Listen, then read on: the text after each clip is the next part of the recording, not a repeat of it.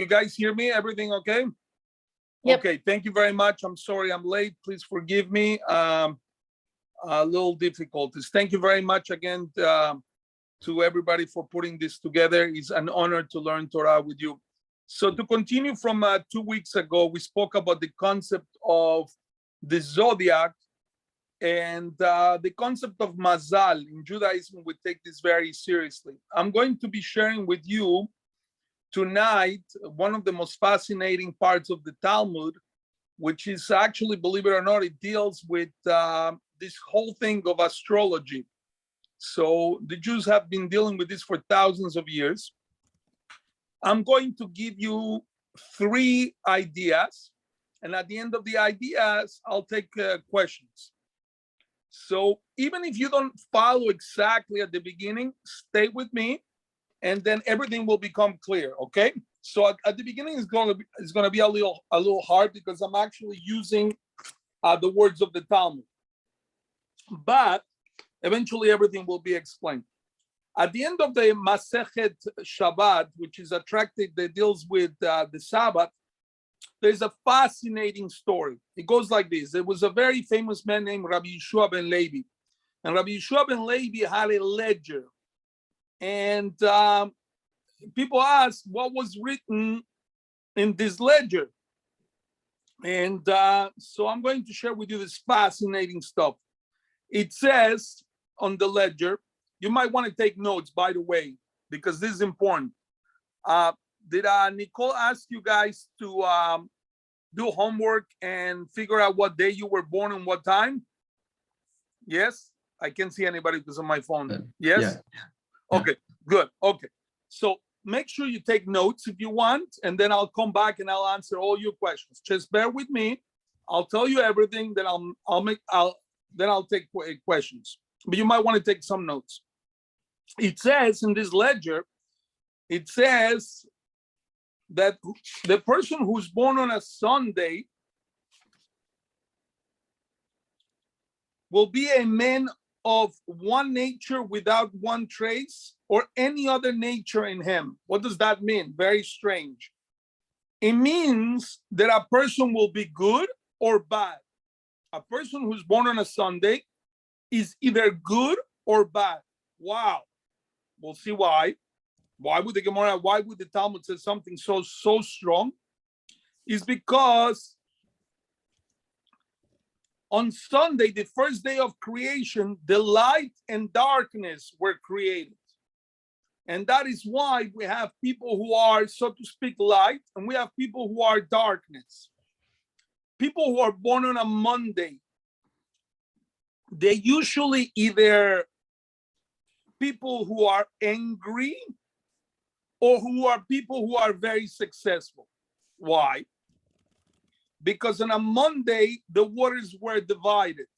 We in Judaism, we believe, based on the 6 days of creation, that God, what he did on the second day, on Monday, he divided the waters and he raised to heaven, Shamaim, heaven, and he left the waters underneath, what we call the oceans, the rivers, etc. He divided them, and they got very angry because, so to speak, they saw their friends separate from each other. So a person who's born on a Monday usually is either a person who is angry or very successful. Why? Because heaven and earth, once they're separated, they become, each one of them becomes their entity and they become very successful. I know you have a lot of questions. Just bear with me. A person who's born on a Tuesday will be very wealthy, but could also become a very promiscuous person. You guys know what a promiscuous person, it means that it jumps from one partner to the next partner. Why? Why would the Talmud make such a statement? Because on Tuesday, the herbs, the vegetation started to come forward.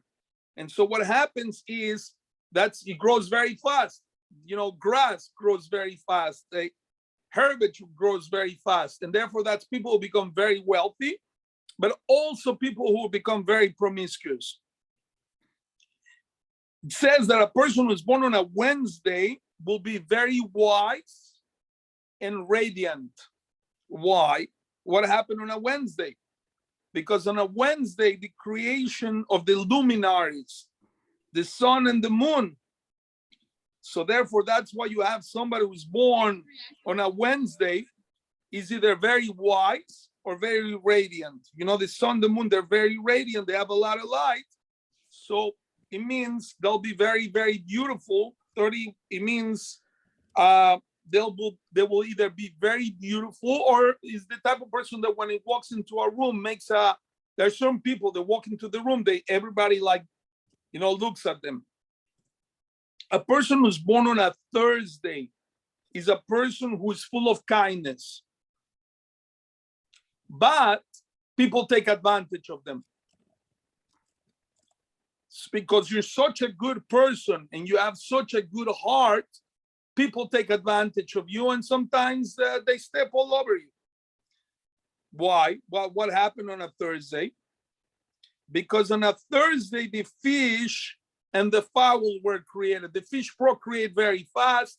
They're very friendly to each other. They take care of each other. And they help each other. One of the birds is called a chasida, and it's supposed to be a chasida from the name chesed, kindness. A person who's born on a Friday is a very hardworking person. Why? Because on a Friday, people are always running to get things done for Shabbat. So a person who's born on a Friday is one of those people. If you ever, they say, if you want something done, give it to busy people. So those are the ones who get things done. If you give it to somebody who has never done anything, he's not going to do it. But if you give it to the busiest person in the world that he gets it done. That's probably a person who was born on a Friday. A person who was born on Shabbat,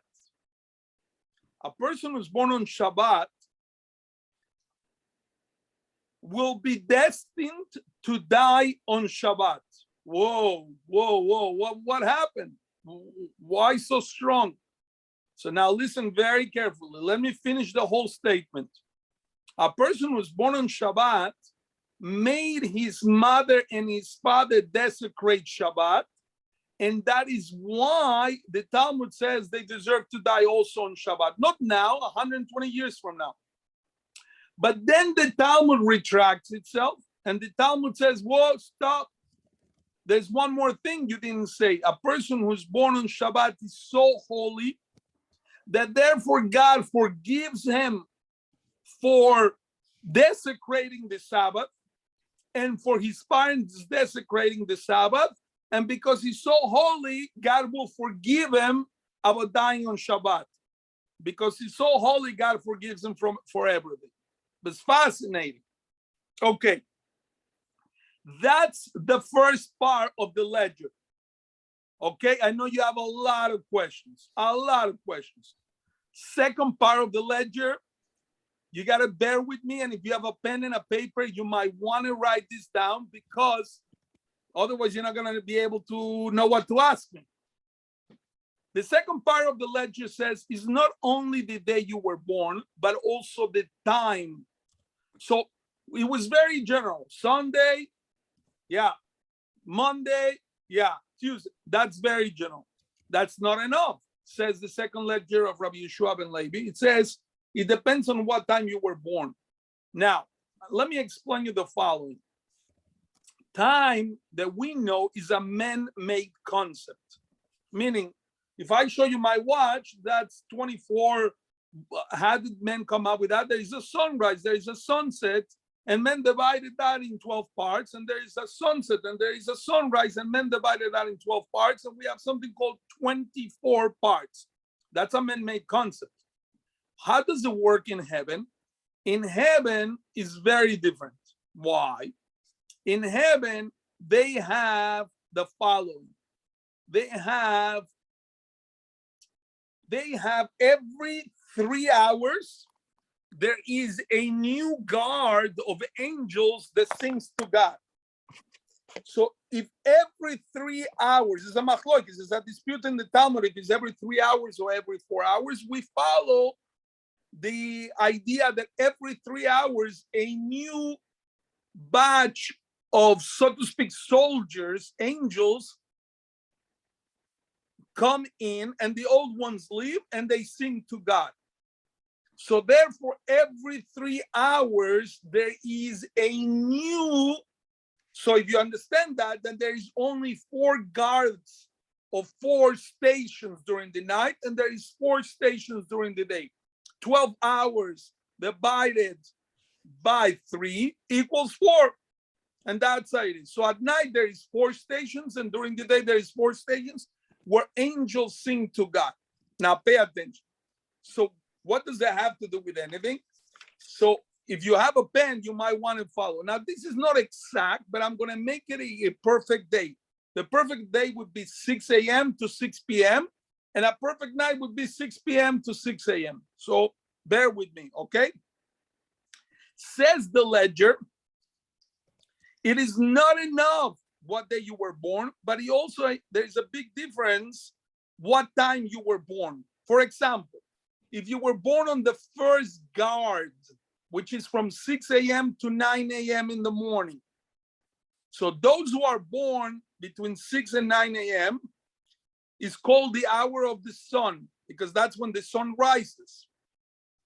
It will be a person of lustrous appearance. It will be very beautiful, or everybody, when you walk into a room, everybody will look at you. So it doesn't matter only what day you were born, but it also matters the time. Between 6 and 9 a.m. is sunrise, is when the sun comes out. So it's a person who's born at that time. He's either very beautiful or someone who commands respect, or someone that when he walks into the room, everybody wants to follow. What happens between 9 a.m. and 12 p.m.? It goes like this. By the way, between 6 and 9 a.m., it says like this. I'm sorry.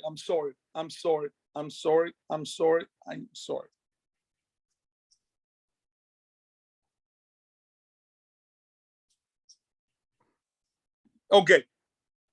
There is one more thing I forgot to tell you. A person who, okay, I'll leave that for later. I'll leave that for the questions. 9 to 12 p.m. We call it a person who is born under the planet of Venus. Will be very wealthy, but he also probably will be promiscuous, someone who changes a lot of partners. Why? What's the reason? Because the fire of passion burns on him or her, because it's Venus. What happens between a person who's born between 12 and 3 is under the power of the solar constellation of Mercury. It will be radiant and wise. A person who's born between 3 and 6 p.m. is born during the constellation of the moon. Is a person who usually will have afflictions and difficulties. It's those type of people who they start businesses, but the businesses fall apart, or they start something, but it doesn't go so well. And usually people have to help them. But the great thing about being born between 3 and 6 p.m. is your secrets, because you're under the constellation of moon, nobody will ever know your secrets. You remember those who were born between 6 and 9 a.m. under the constellation of the sun. And we say that those who are born on the constellation of the sun will be very beautiful. The problem is all their secrets will be revealed because they were born under the constellation of the sun. So if you're born under the constellation of the moon, nobody will ever know your secrets. Next, what happens between 6 and 9? Now we are in PM, by the way. You're under the constellation of Jupiter. You're a person who is a righteous person, a big tzaddik. King David used to wake up at 12 o'clock at night and sing to the master of the universe. And the greatest people that ever lived always woke up kechatzot halayla in the middle of the night to sing to God. What happens if you are born? The last one, by the way, is not every 3 hours, but now it's between 12 at night to 6 a.m. and it's called the Constellation of Mars. And he's someone who spills blood. So you're thinking, oh my God, he's going to be killing people. No, not necessarily. No, it could be a moel, someone who circumcises, or it could be a shochet, someone who slaughters animals, or it could be a surgeon or a dentist. But somehow he has to do with that. And if you become a thief, you'll be a very successful thief. That's it. That's the first part. I know you have a million questions. Please don't ask your questions. That's section number 1. Write down whatever you have. Section number 2, story time.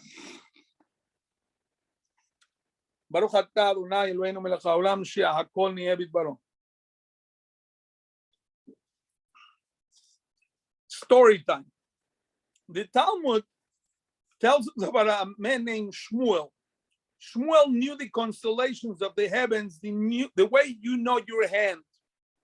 Every road in your hand, the way you know it. I don't know it, but most, I assume people did know in that time. And the Talmud says the way Shmuel understood all the highways and the constellations of the Milky Way, the way people know the little roads in their hand. I don't know the roads in my hand, the little lines, but it means that he really knew his stuff. Now, Shmuel, this man, he really knew every secret about the constellations.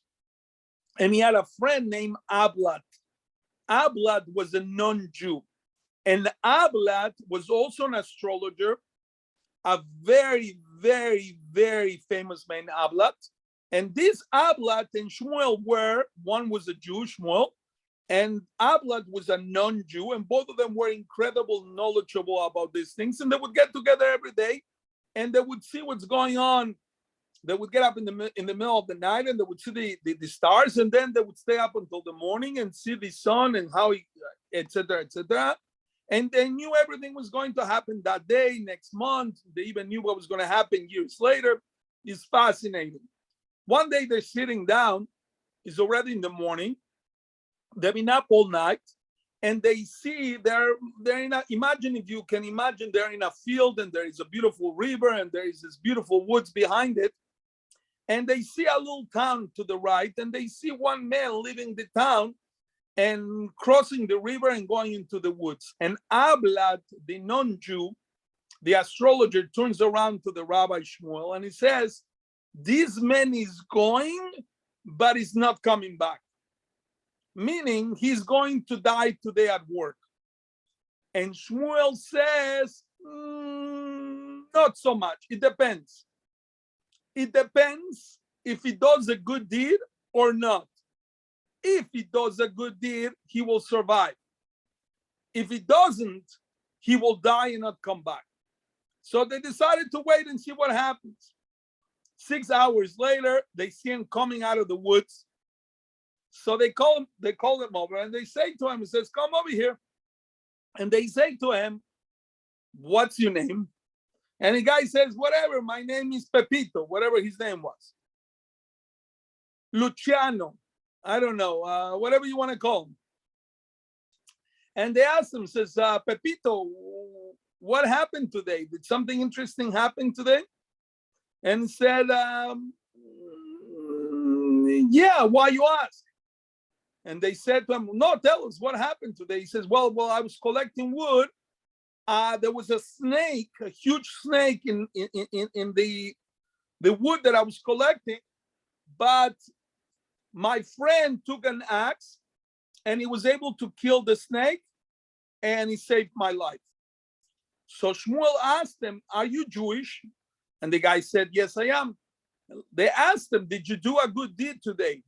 And he said, I did. They asked him, what was the good deed that you did? He says, I'll tell you, I'm the man in charge of all the workers in the woods. And every worker is supposed to bring their food. And when it's time for lunch, I collect everybody's food, and I put it in a basket in the center. This guy brought couscous, this guy brought falafel, this guy brought shawarma, this guy brought tacos. And we put everything in the table, and everybody gets to eat a little bit. But I saw that there was one person who didn't bring any food today. He was probably very poor. And I made it look like I was taking something from him and putting it in the basket so he shouldn't feel bad. And he was able to eat from everybody else, and I did not embarrass him. So they said to him, because of this good deed that you did, you were saved. There is a concept called tzedakah tatzil mimaves. When you do charity, when you help other people, when you do chesed, that saves you from death. Charity saves from death. There is a concept in the heavens that when you give charity, when you take care of other people, they take care of you, so to speak. Those who are loved in this world are loved in the world to come, so to speak. And that's why you survived. Had you not done this good deed, you would have died today. That's the second story. Third thing I want to tell you is also a story, and then I'm going to take your questions. I know everybody has questions. Nicole is already going, blah, blah, blah, blah, blah, blah. Nicole is already like, you know. Anyways, third story. As you heard by now of the great sage Rabbi Akiva. Rabbi Akiva was the master par excellence, the greatest teacher in the time of the Talmud. He was the Rebbe par excellence. He had 24,000 students. There was no greater than Rabbi Akiva. Rabbi Akiva had an older daughter, and the daughter finally got engaged. And she was about to get married. And Ablad, you remember Ablad? You remember that famous astrologer who is a non-Jew who knows everything? Went over to Rabbi Akiva and he said to him, he says, I saw in the stars, in the constellations, that the night of the wedding of your daughter, she will die. So do not let her get married. That's what Ablad told Rabbi Akiva. But in Judaism, we really do want you to get married. So Rabbi Akiva didn't know what to do. Number one, does he tell his wife? Number two, does he tell his daughter? Number three, does he let her get married? She's in love with this guy. Number four, what does he do? So Rabbi Akiva said, no, you know what? Ablad knows what's going on. And Ablad knows about constellations and stars.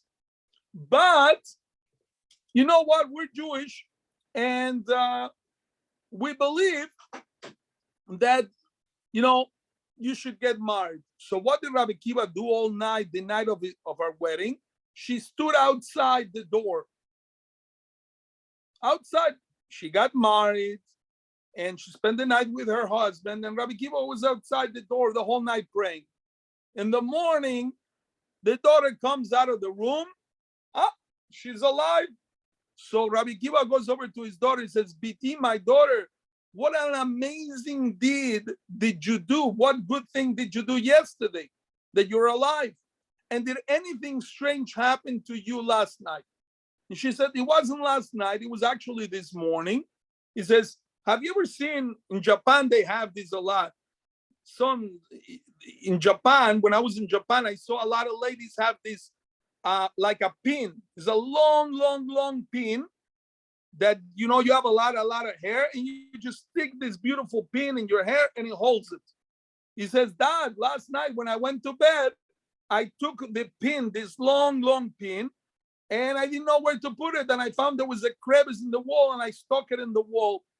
This morning, when I got up and I wanted to remove the pin, I saw that I had stuck the eye of a snake, and I had killed it. So without knowing it, I took this pin, this long hairpin, and I put it in the crevice of the wall. And when I took it out this morning, I realized I had killed the snake. Rabbi Akiva said to her, he says, you were saved because you did a great deed. What is the great deed that you did? Now you have to listen to this. It's unbelievable. Now, last night was my wedding. This is what the daughter is saying. Last night was my wedding. And, you know, I'm going around in my wedding, and I saw that by the door there was a very poor man who looked like his clothing were ripped apart, and he looked like he was starving. So I went over in the middle of my wedding. Can you imagine a kala? Can you imagine a bride doing this in her wedding? She goes over to the poor guy at the door and says, tell me, can I give you some food?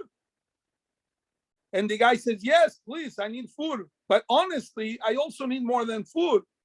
I have little kids at home. My wife died, and I need to take care of them. Can you help me? The Kala, the bride, leaves her wedding, grabs a basket full of food, follows the poor man to his house, feeds the poor man, feeds the poor man's parents, feeds the children, bathes the children, and an hour later comes back to her wedding. So says the father, that's the only reason why you're alive today.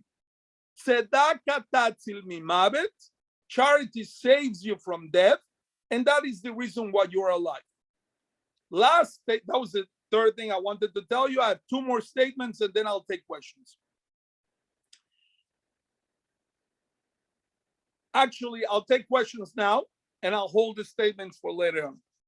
Okay, questions, comments, jokes, recipes.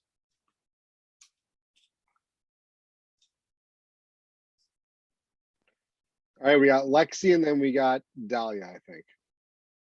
Why am I not surprised? So I have two questions. No. You got to ask in Spanish. Yo tengo dos preguntas.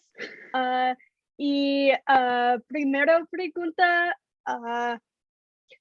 why are both the stories featuring like snakes as the bad thing? Like, is a snake always the bad thing, or is that just like for the story? Does it mean something? It means a lot of things, and yes, snakes represent in not only in Judaism, in all religions, it represents the power of evil. Yes. So, like, does that mean it would always be snakes, or is it just for the purpose of the story that it is snakes? Well, if the Talmud tells you it was a snake, it was a snake. Actually, right. There's an argument if it was a snake or a scorpion, but they do say it was a snake. But yes, when you hear a snake, it means there was evil involved, and it gets very, very deep. Remember the Garden of Eden? What's the evil guy? The snake. Right. Okay. Why? Because listen, a lion, eats when he's hungry or gets attacked. The only animal that attacks just for attacking with no purpose whatsoever is the snake. The snake doesn't have any, the snake bites you if he's hungry, if he's not hungry, if he's upset, if he's not upset, you're going by, he'll bite you. Nobody does that. Animals don't do that. Animals bite you or defend themselves if they are in danger, or if they're hungry, they have to eat. Okay. There is a Kabbalist called the Ma'aral. And the Ma'aral has books written about this. Not a book, books. Yeah. Okay, and then my second question is about like all of these times. So mostly the one that applies to me, 12 p.m. to 6 a.m. spills blood. Like, so if you don't do something where you spill blood, are you going against it? Whoa, slow down. You didn't tell me your date. I'm sorry. It is Friday. Well, if you're giving away everything, also give me your social security number. I'm kidding. I'll tell you the date and exact time your social I was security. born. Okay, so tell me, hold on. Tell me what day you were born. Friday. You were born on a Friday. That means you're someone who's very, by the way, it means you'll have a lot of children also. Oh, that's exciting. Yes, or a lot of grandchildren. Not necessarily your children, but you'll see a lot of grandchildren running around you. That's very cool. And also, you're a very hard worker.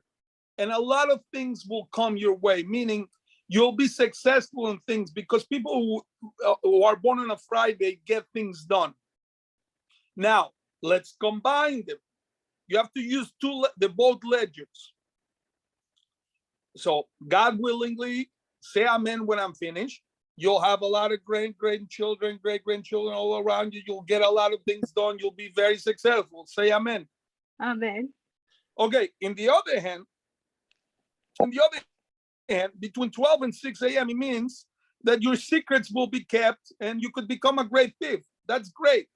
Or it means that you could be involved in some spilling of blood. Now, spilling of blood doesn't mean killer. It means you could be a nurse. It means you could be helping people who are sick.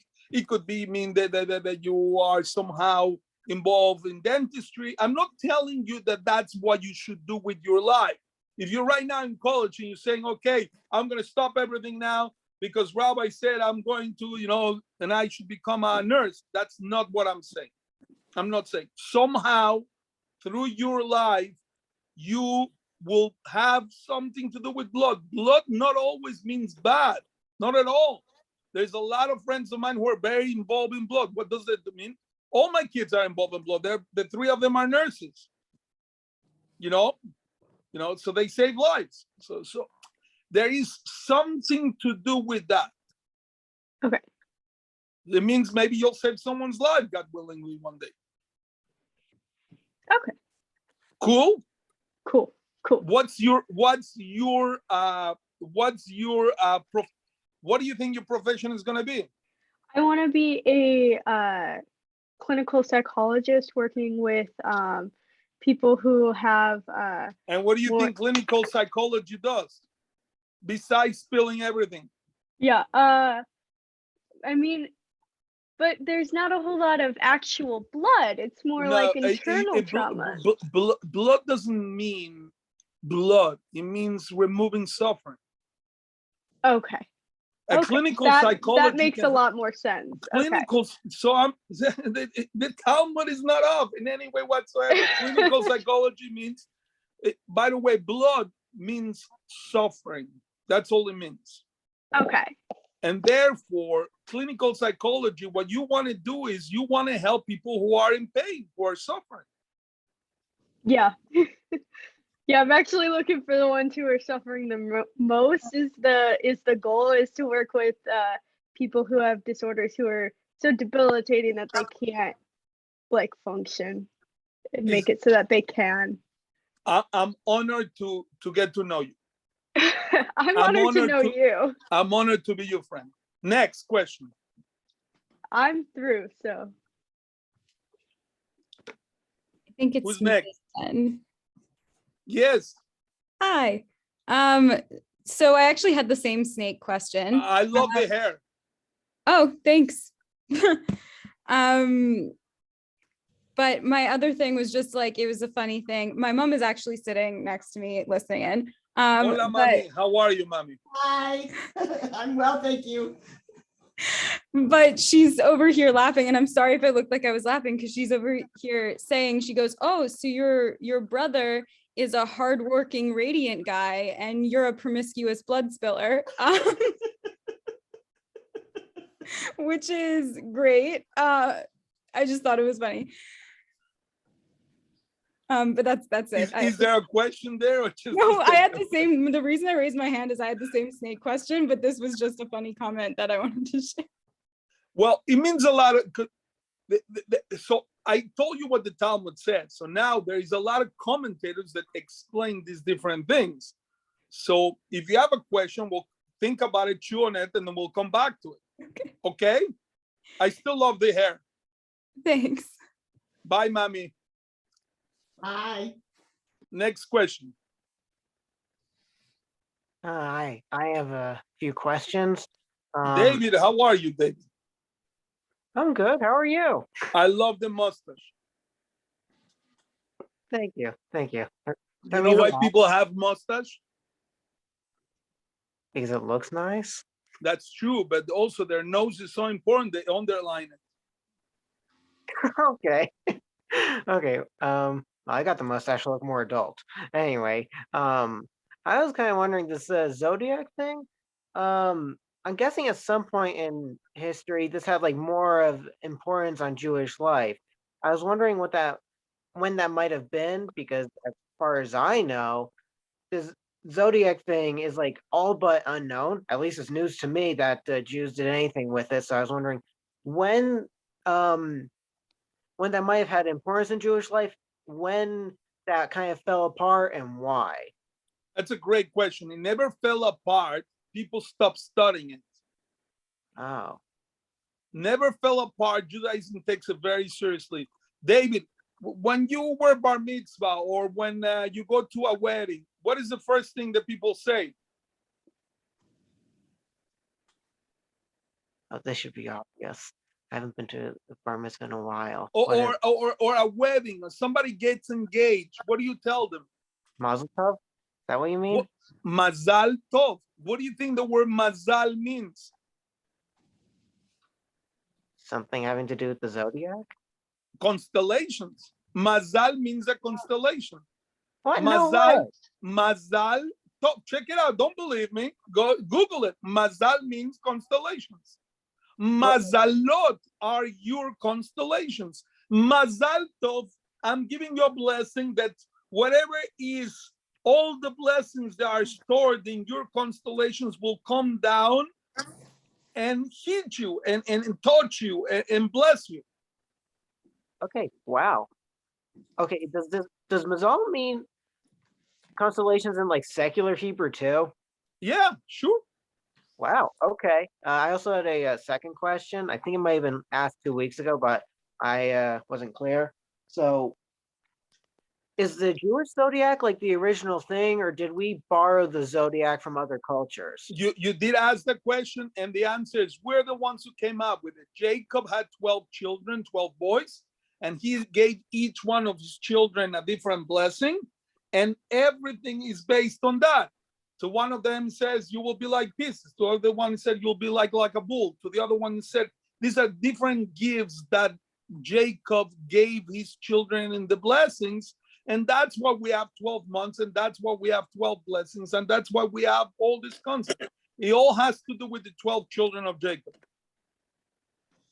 Okay, noted. By the way, in Israel, in the Israeli army, there are hundreds of military units, but there is 12 main groups in the army. Interesting. And each group is based on one of the children of Jacob. If you go to Israel and you see the soldiers, they will have here the emblem of the unit they belong to. And you will see a lot of them will have emblems related to the 12 children of Jacob. Is it a donkey? Is it a snake? Is it a wolf? Is it a bull? Okay, interesting. Well, thank you for answering my questions. My honor and my pleasure.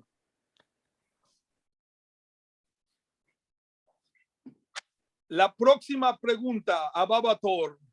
Next question. Hi. Can you hear me well enough? Yes, I can hear you. All right. This has been so interesting. Thank you. This is my first time coming to one of these, so this is really cool. I hope it's not the last. Oh, I hope so too. There was a lot of information, so I tried to write down as much as I could, but there was a lot. So I did have a few questions though. For one of them, on Shabbat, right? Destined to die, but so holy that like Hashem will forgive them. Would you mind clarifying that? Yes. What happens is a person who is born in the Sabbath is actually making his parents desecrate the Shabbat. If a baby is born in Shabbat, then the parents have to put him in a car. They have to desecrate Shabbat. They have to go to the hospital. They didn't keep Shabbat. So the Talmud says, because of you, your parents and many other people desecrated Shabbat. So Shabbat is something very important in Judaism. So therefore, eventually, not now, 80, 90, 120 years later, don't be surprised if you die on Shabbat. That's the first statement of the Talmud. The second statement of the Talmud says that is true, but God is so forgiving and so merciful, especially because a person who is born in Shabbat receives 1/60 0, 1/60th of the world to come, just because he's born on Shabbat. And therefore, a person like that becomes so holy that the angels do not have power over him to kill him on Shabbat. Wait, hold on. So you're telling me that it says that, oh my God, wait. So I'm so sorry. So destined to die on Shabbat, but that people are so holy that the angels cannot. Cannot touch them in Shabbat now. And not only that, they're so holy that God forgives them for their original sin of desecrating the Shabbat. They will die. Every human dies. There's only 4 humans who've never died. And that's another conversation, another time for another thing. They were so holy that God said, well, why should they die? Let me take them up to heaven. Elijah the prophet was one of them, for example. So what happens is, but it doesn't mean they're not going to die. It means that God does not consider them as even though they did desecrate Shabbat, and they deserve to be punished for that because they got their parents also to desecrate Shabbat. God says, forget about it. I love you so much. You're so holy. I forgive everything. Wow, that is really interesting. Thank you. You're welcome. What's the next question? Just one more question that I have. You can ask me 5 more. Oh, okay. Well, there's only one. So, I've heard before, I was studying the Zodiac, specifically in terms of how the Western Zodiac relates to the Eastern Zodiac. Yes. And one of the things that I noticed was that there was actually something that was said about Jews being above the stars. There was a quote about how Jews almost aren't necessarily affected by the Zodiac. And bravo, amazing. You're incredible. You're absolutely amazing. That's how I was about to close my class. You're incredible. Really? You're absolutely amazing. I'm going to explain that when I finish the questions. I will close with that, with your permission. All right. No, of course. Thank you. All right. You're absolutely brilliant. Oh my gosh, thank you. Any other questions? I have a few now. So the first one was, who are the other 3 not dead people? Because I want to read about it. Sure, I'll send them to you. Okay. There is a reason why it says that.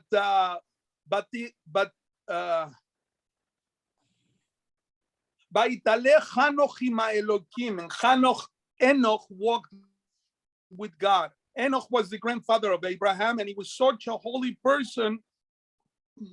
And God saw that eventually, many years from now, he would sin. And God said, I don't want this man to sin, so I'll take him a little bit earlier. I'll take him up to heaven and turn him into an angel. That's one. Another one is called Enoch, Hanoch. There is 2 more people. The other 2 are, I'll send you a text if you want, and you can study them. And if you want, I'll even send you a whole article on it. Yes, please. That would be great. Thank you. Now, these were very holy people who never sinned, and God didn't want them to sin. He wanted to take them with him to Garden of Eden with him because he felt they were so special. But if you stick around in earth long enough, you'll end up sinning. Does that make sense? Yeah. What's the next question?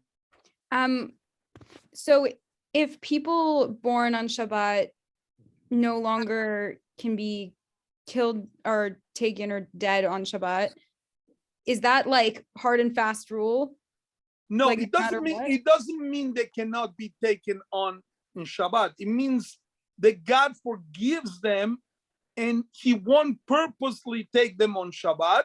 It could be for different reasons that they might end up dying on Shabbat, but it's not determined now for sure. And God forgives them for everything, for them desecrating, the parents desecrating, the doctors desecrating, the nurses, because of this kid.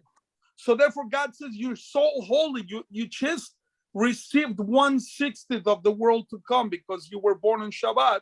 So therefore, you're so holy that I forgive everything. I don't care about the other stuff. Okay, so they're super forgiven for that one first thing. And they got 1/60th of the world to come. So they're very holy people. Okay. Cool. And then I have one You last ever met holy people? maybe.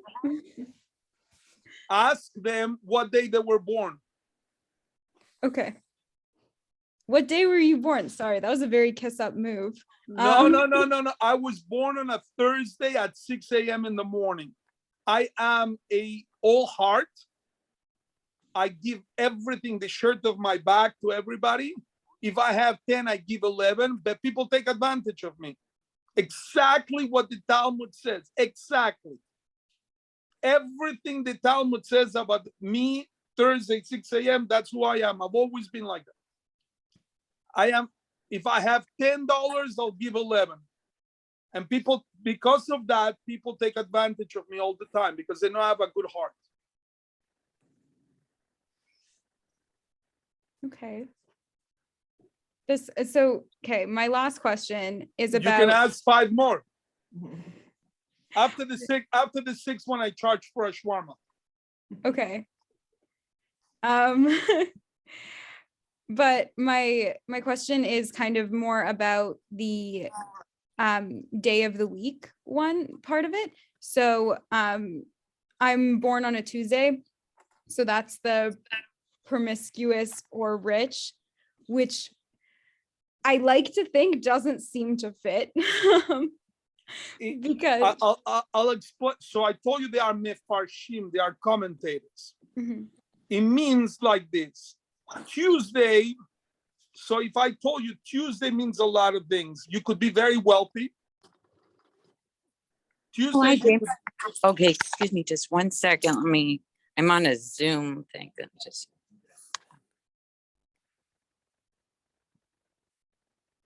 Tuesday, you could be very wealthy. Dahlia, you still there? Yeah, I'm listening. Tuesday, you could be very wealthy, or you could be very promiscuous. Now, let me explain you what that means. Promiscuous, it means what it means, meaning you could have a lot of partners in life. That's what it means. Now, there are mefarshim, there are commentators that can explain in many different ways. I'll give you explanations. For example,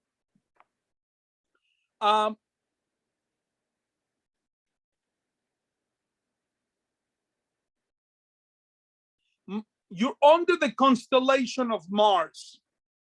Mars is is one of the most prominent constellations.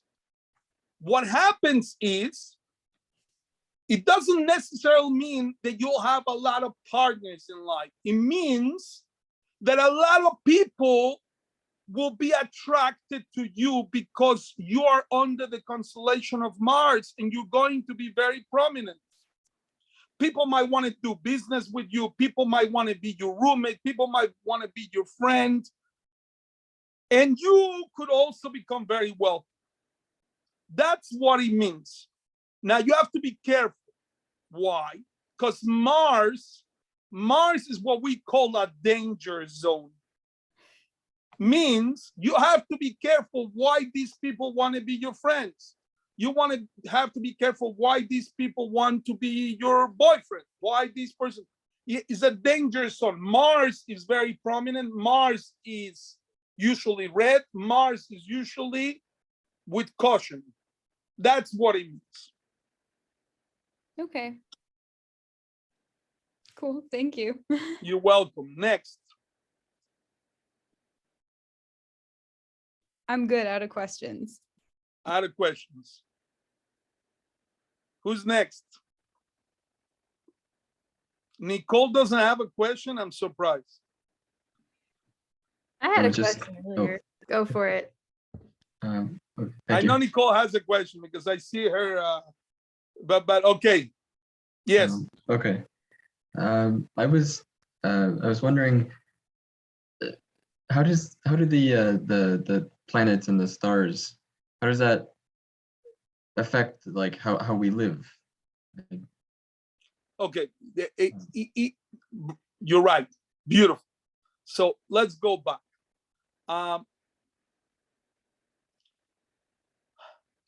Parker, what are you taking in college? Illustration. Illustration. Parker, what are your tools to become an illustrator?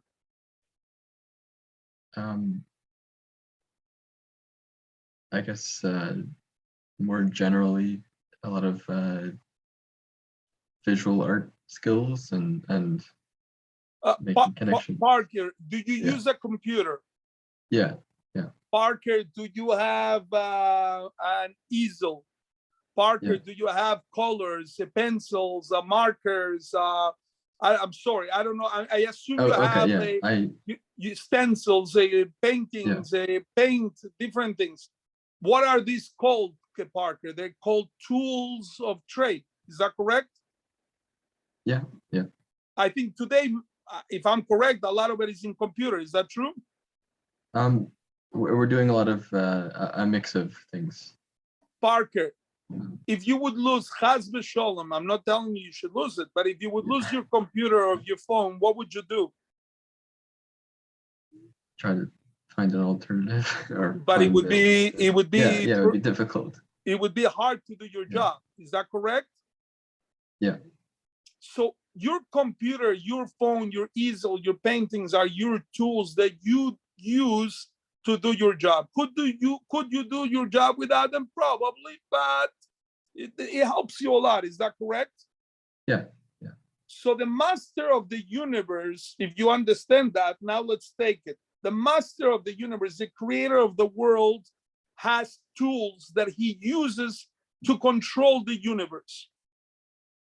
Some of them are stars, some of them are Milky Way, constellations, etc., etc. Some of them are angels, and all of that he uses as tools to control the universe. Therefore, based on the day you were born, based on the time of the day you were born, there is a tremendous influence on you. I'll explain it to you in a different way. I have a friend who is in Annapolis now in Maryland. He is in the Navy. His father was in the Navy. His grandfather was in the Navy. His great-grandfather was in the Navy. And his son is probably going to be in the Navy. What do you think they're going to do to that son if he decides to be an architect? They'll probably be upset. I would say a little more than that, but yes. So he came to me and he said to me, Rabbi, what do? I don't want to be in the Navy. I want to be an architect. I'm afraid that they will disown me. Any man in the family is a Navy man. That's it. The only worst thing of not going to the Navy is going to the Army.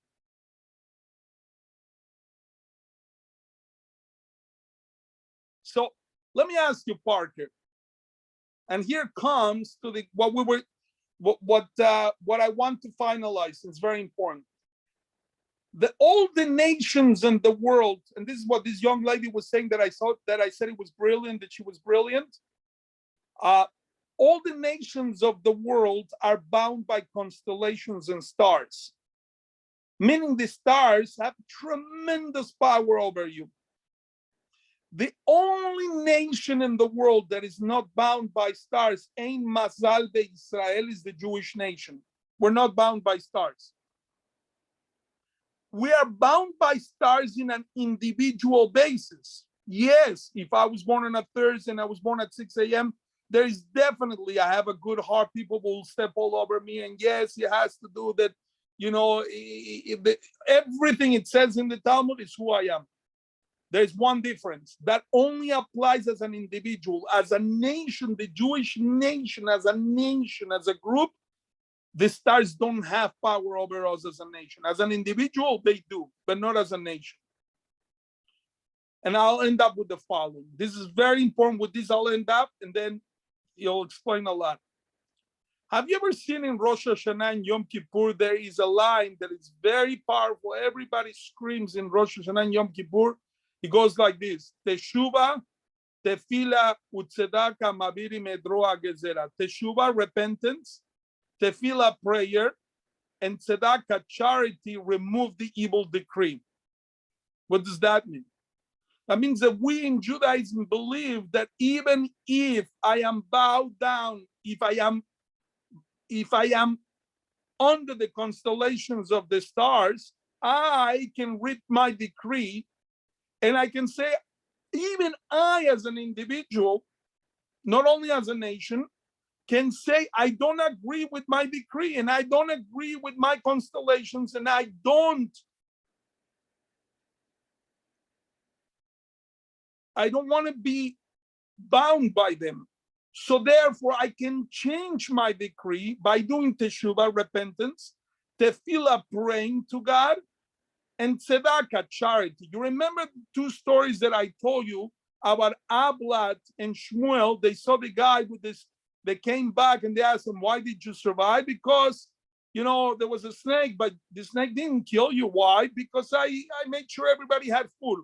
The second story about Rabbi Kiva's daughter, why would she save from the snake? Because she took care of the poor person and she gave food to him, to the parents, and to the children.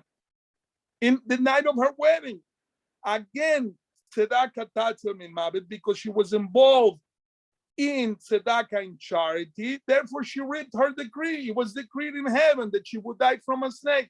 But you know what?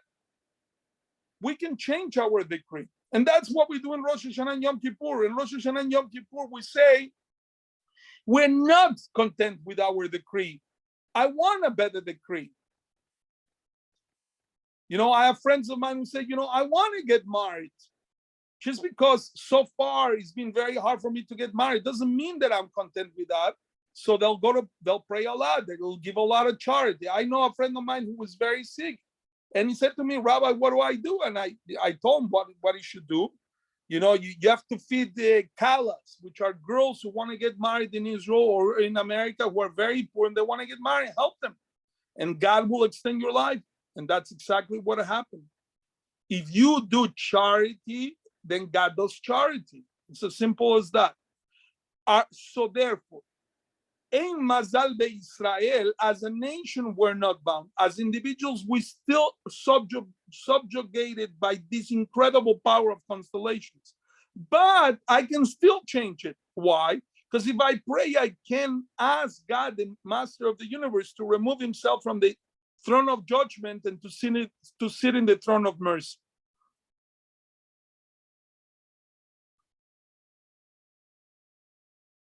Questions, comments, jokes, recipes?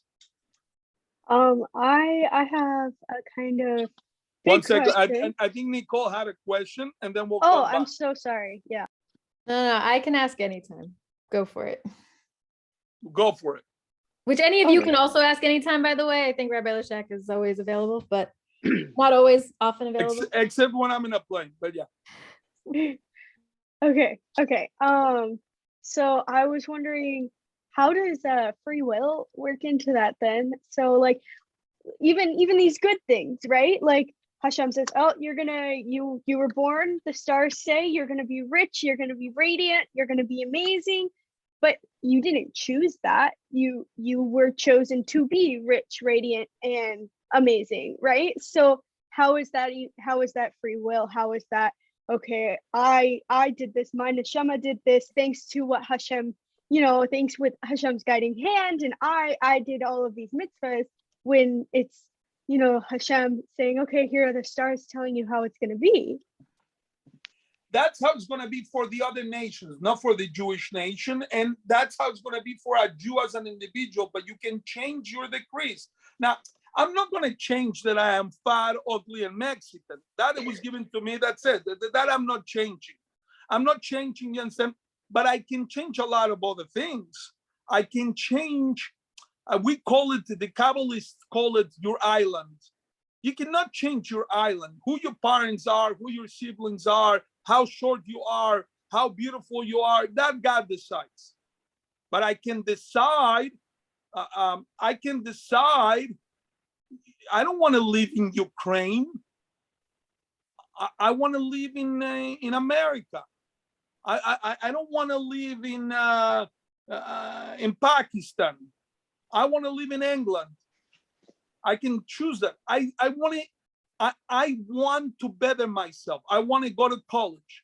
You can decide that. I am not satisfied with the way, just because my father died of heart and his father died of heart.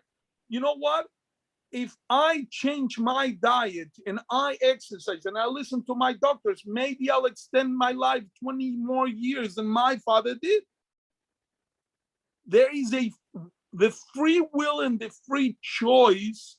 Yes, your island you cannot change. But what you do in that island, my friend, like I'll give you an example. You know Hawaii until 20 years ago, all they did was pineapples? I just came back from Hawaii. Everybody in Hawaii, all they did was make pineapples. One guy came from Japan and they told me, you're crazy. With this weather, you can make macadamia. Pineapple is this big. And how much do they pay you for a pineapple? For the farmer, they give him maybe 50 cents, 80 cents for a pineapple. Then transport it all the way until it gets to your house. They charge you $3.50 for the pineapple. But the farmer gets less than $1. But if you make macadamias, a bag of macadamias like this could be $15. The good ones, $25. So why are you planting pineapples? What are you doing in your island? Are you nuts? You should plant macadamias. So now even the Dole factory, which is the biggest pineapple producer in America, now it produces mostly macadamias. What you do in your island is up to you, young lady. Okay, that makes sense. Nicole, Yes, Rabbi Lashak. what's the question, Nicole? Then I'm running away. I think I wanted to ask a little bit about how, I think you touched on this, but each day had, it was like, you'll be successful or you'll be this, but some of the days you happen to only mention more positive things. So I'm just wondering, does every day have like a balance of midas? Yes, it has to be like that. Right. Otherwise, where is the Bechira Chofshi? Where is the free will? The whole world always has to be is a power of struggle. To have free will, there has to be good and bad. There has to be milos and chesernes. Otherwise, there's no free will. How can God reward you and punish you? I didn't want to spend 3 hours, so I went fast. But yes, if you ask me a specific day, I'll try to give you a little more. Great. I'll just stick with the positive. All positive. All positive, girl. Come on. Okay. Thank you so much, Rabbi Lashak, for being here. As always, we look forward to one more class with you for the semester. What's the class about? Well, we have two choices because this one turned into Zodiac Part 2. So we Yes. either have Angels and Demons or Greatest Stories from World War II. So it's up to you guys. Whatever you want, let me know. And it's next week, yes? Yeah. We Okay, are so you changing it up. guys, let them write you what they want, and my pleasure. Yeah, feel free to write in the chat right now if you want. We'll take note of that. And yes, a good point that it is next Tuesday, not the Tuesday after, because the Tuesday after is right before Pesach. So I'm sorry. Please forgive me. What was the name of the young lady who asked me about Ein Mazal B'Israel and told she's absolutely brilliant? Amuna? Hi. I think that was Amuna. I think that was me.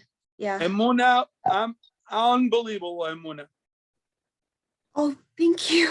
Thank you. I appreciate it. This was really, really nice. It was actually, I haven't had like a shear in many years. So this was really nice. Thank you, Rabbi. My honor and my pleasure. Rabbi Lashak, what got- do you know about obtuse angles and acute angles? Because a lot of people want to talk about angles.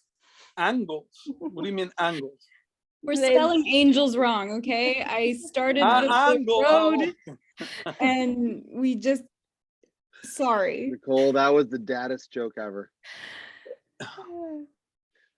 Guys, while we have you here, really quick, important announcement, big announcement that I think some of you guys are aware of, but wanted to let everybody know that we are launching an NCSY and JSU alumni birthright trip this coming summer. It's going to be May 22nd to June 2nd. So just going to stick the dates in the chat. If you want to join the NCSY alumni birthright trip, we would love to have you. Just stick the link in here. It's israelfreespirit.com/NCSY. Did I do that right or did I spell it wrong? No, I think I got it. There we go. israelfreespirit.com. Yeah. Sorry, I have a question about just like in general the trip. So my plan was to treat myself to my birthright trip as my graduation gift from me to me. So like doing it the following summer. Do you guys intend to have a similar trip available next year as well, or is this kind of a if I don't do it now, I'm not going to get to do it? It's a great question, or as Rabbi Lashak would say, it's an amazing question. It's an incredible question. The answer is we hope so. We hope that this is the first one and not the last one. The plan is that it's the first one. Can I tell you for sure? I don't know for sure because this is kind of our pilot program, but I hope so. Either way, this is happening. I know we even got a couple people here signed up. I know that Shore is coming along with us. I know that Shachar is coming along with us. So we'd love to have you guys who are still able to attend Birthright to join us this summer. Again, May 22nd to June. Sorry, to June 2nd. It is not a month. It is 10 days. So sorry for the typo there. Following that, we are also launching a brand new program. It's a partnership with Aish Jerusalem. That's going to be June 2nd. Got that one right. To June 12th. That is going to be sort of either an add-on trip to the Birthright program, or it can be a standalone trip if you've already done Birthright. And we are going to have registration up at Nicole. Do you want to post? Maybe. What at what time? No, the registration is up yet or not yet, or it's up like tomorrow. It's like 90% up. It's 90% up. So we will send out, keep an eye out in your email tomorrow, hopefully for registration. Yes. That is also going to be registration. Correct. An awesome opportunity. All of these specifically for you guys for NCSY and for JSU alumni. If anybody has any questions, going to drop my email in here. Be in touch. If you know anybody who's thinking about going on Birthright who is an NCSY or JSU alum, let us know. We'd love to have them. The trip is going to be staffed by NCSY staff, so that is very exciting. So you get really good quality people who know what they're talking about, and it's going to be a lot of fun. So wanted to toss that out at you guys. And if you're interested in able, we would love to have you. So I think with that, we are done for the night. Hopefully we will see you all next week, and thank you for coming, guys.